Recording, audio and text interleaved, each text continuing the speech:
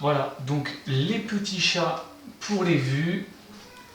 Et oui, vous vous en doutiez, la vidéo réponse à pourquoi Android est meilleur que iOS. Et donc aujourd'hui on va voir pourquoi iOS est meilleur que Android.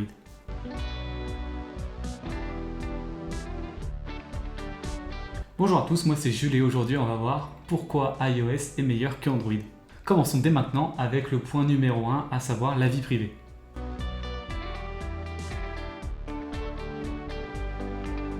En fait, il faut savoir que depuis des dizaines d'années, Apple a toujours eu la vie privée au centre de sa politique. Mais ce qui était déjà le cas il y a quelques années, l'est encore plus aujourd'hui. Aujourd'hui, Apple n'hésite pas à communiquer massivement sur le fait qu'ils protègent les données de leurs utilisateurs. Toute cette communication et cette politique se met en exact opposé à la politique d'Android qui veut littéralement se faire de l'argent grâce aux données de ses utilisateurs. Ainsi, Apple décide délibérément de ne pas vendre les données de ses utilisateurs à des personnes tierces et d'une manière plus générale à des entreprises. Ainsi, Apple a développé de nombreuses fonctionnalités et de nombreuses applications qui rentrent en totale adéquation avec cette politique. Je peux notamment prendre l'exemple de Apple Plan, qui est le concurrent direct de Google Maps et de Waze, qui tous les deux appartiennent à Google. Avec Apple Plan, peu importe où vous allez, vous ne serez pas tracé par Apple, ou en tout cas vos données de localisation ne seront pas transmises à des personnes tierces. Là encore, ça se met en totale opposition à ce que peut faire Waze, une application dans laquelle si vous arrêtez un feu rouge ou un stop par exemple, vous pourrez de temps en temps recevoir de la publicité pour vous inciter à aller à McDonald's, par exemple. Mais Apple Plan n'est pas du tout la seule application où Apple va faire des efforts. On peut aussi prendre l'exemple de HomeKit, l'application maison de iOS, dans laquelle tous vos objets connectés sont sécurisés sur un serveur distant. Ça signifie que vos ampoules connectées, vos volets connectés, et pour prendre un exemple plus sensible, vos caméras de surveillance sont protégées par Apple. Ainsi, le flux vidéo capté par vos vidéos de surveillance ne peut être consulté que par vous et même pas par Apple. Enfin, on peut aussi parler de Sign in with Apple, en français s'inscrire avec Apple, qui permet de s'inscrire sur des sites en masquant son adresse mail. Ça se met en totale opposition avec s'inscrire avec Facebook ou s'inscrire avec Google, où généralement les sites vont vous demander beaucoup d'informations personnelles pour simplifier votre processus d'inscription. Avec Apple, il n'y a pas du tout ça. Avec Apple, vous vous inscrivez avec votre identifiant Apple et vous pouvez décider de masquer votre adresse mail pour le site en question. Et ça, c'est quand même vachement bien pour pas recevoir 20 000 newsletters auxquels vous avez vraiment du mal à vous désinscrire parfois, alors que vous vouliez juste vous inscrire sur un site quelconque. Le deuxième point, c'est l'optimisation.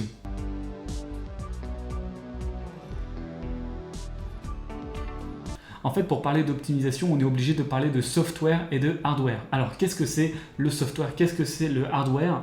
Pour faire très simple, le software, ça va être le système d'exploitation, donc ici Android ou iOS, et le hardware, ça va être les pièces qui composent votre téléphone, par exemple le processeur, la RAM, etc.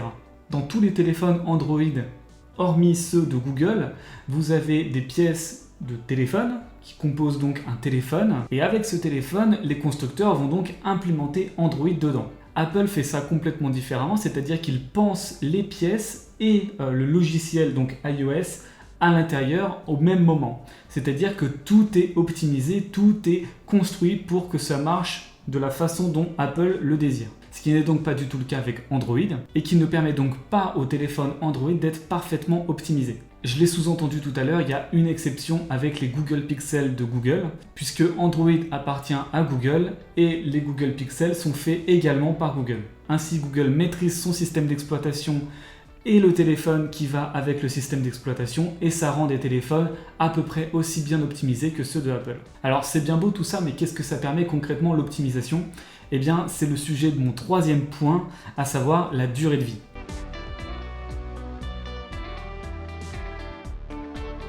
Il y a eu une période où quand on parlait de durée de vie, on parlait des composants qui évoluaient extrêmement rapidement et qui étaient donc dépassés très facilement.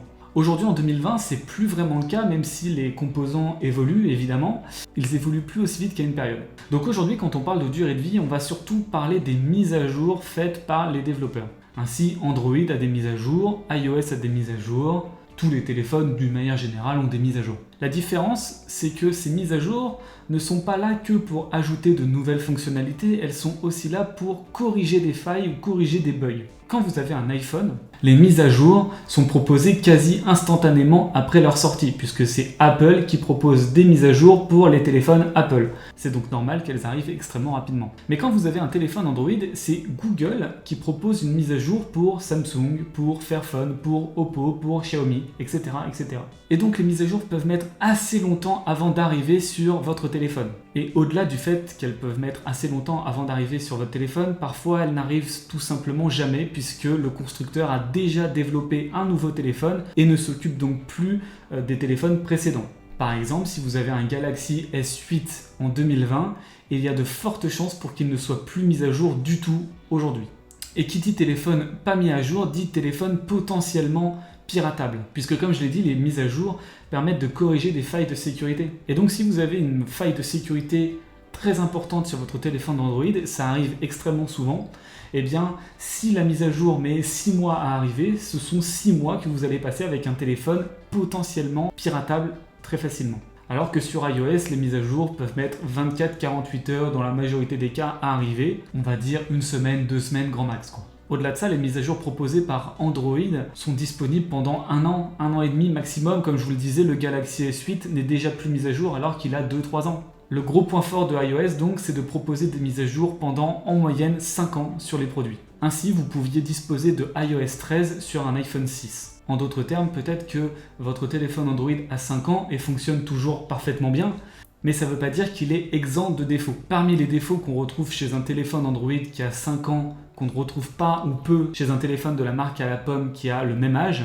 c'est donc surtout les failles de sécurité, mais aussi quelques ralentissements qui n'ont pas été prévus par Android, alors que si iOS 13 est proposé sur un iPhone 6, c'est a priori pour booster sa durée de vie. J'en viens donc à mon 4e point, la simplification.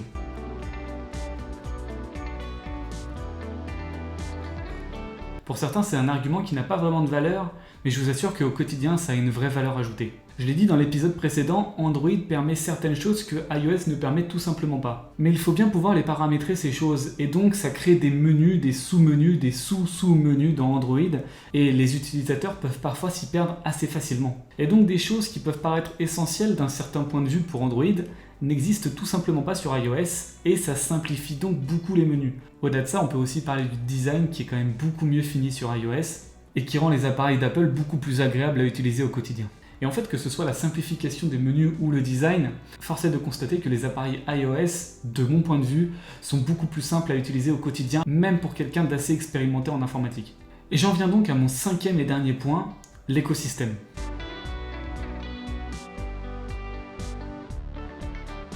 J'étais parti pour dire que l'écosystème c'est la cerise sur le gâteau, mais en réalité c'est le point décisif pour de nombreuses personnes. Alors qu'est-ce que c'est l'écosystème ? L'écosystème c'est le fait d'avoir un iPad, une Apple Watch, un MacBook, des AirPods, une Apple TV par exemple. Ça ouvre un univers de possibilités dont le fameux AirDrop qui permet d'envoyer des fichiers à n'importe quel autre appareil Apple de manière très sécurisée et très rapide. Et tout cela bien évidemment sans fil. C'est quelque chose de suffisamment révolutionnaire pour faire changer d'avis quelqu'un qui voulait passer sur Android. Au-delà de AirDrop, on peut aussi parler des e-messages qui sont chiffrés de bout en bout, ce qui est assez rare pour une messagerie en 2020, qui sont très rapides et très intuitifs à utiliser. Aussi quelque chose de très pratique, les e-messages sont synchronisés entre tous vos appareils. De la sorte, vous pouvez commencer à écrire à une personne sur votre iPhone et puis passer avec votre iPad très simplement. On peut aussi parler du fait que l'on peut copier quelque chose sur son téléphone et le coller sur son Mac instantanément et très rapidement sans aucun effort. Et puis il y a encore 1000 fonctionnalités super pratiques avec l'écosystème d'Apple. Alors certes, la plupart fonctionnent à partir de 2 appareils, mais ce ne sont pas des achats obligés. Je dis ça parce que j'entends souvent la phrase suivante « Ah bah non, je vais pas acheter Apple parce qu'après tu es obligé de tout avoir chez Apple ». C'est complètement faux. Personne ne vous oblige à acheter un iPad si vous n'avez pas besoin d'une tablette. Et vous ne serez absolument pas bridé dans votre expérience si vous n'achetez qu'un seul produit Apple. En revanche, c'est vrai que plus vous achèterez des produits Apple, plus vous aurez accès à des fonctionnalités supplémentaires. Mais ces mêmes fonctionnalités n'existent tout simplement pas sur Android. C'est juste un bonus avec le fait d'acheter plusieurs produits Apple. Je tiens à vous rassurer quand même, ça commence à arriver sur Android doucement mais sûrement. Il est vrai qu'Apple avait pris beaucoup d'avance en intégrant AirDrop ou e-message par exemple, Et c'est un retard que Android commence à combler au fil des années, mais je pense qu'il faudra encore pas mal d'années avant qu'Android ait rattrapé tout son retard. D'ici là, bien entendu, rien ne nous dit que Apple n'aura pas développé de nouvelles fonctionnalités bien en avance sur son temps. Et bien c'est tout pour ce comparatif entre Android et Apple. J'ai honnêtement pris beaucoup de plaisir à l'écrire puisque ça m'a forcé à être objectif sur Android et sur Apple. Si vous souhaitez que je vous éclaire sur un autre sujet, n'hésitez pas à me le proposer en commentaire, ça me fera vraiment plaisir. Et puis d'ici là, je vous dis à la prochaine. Salut!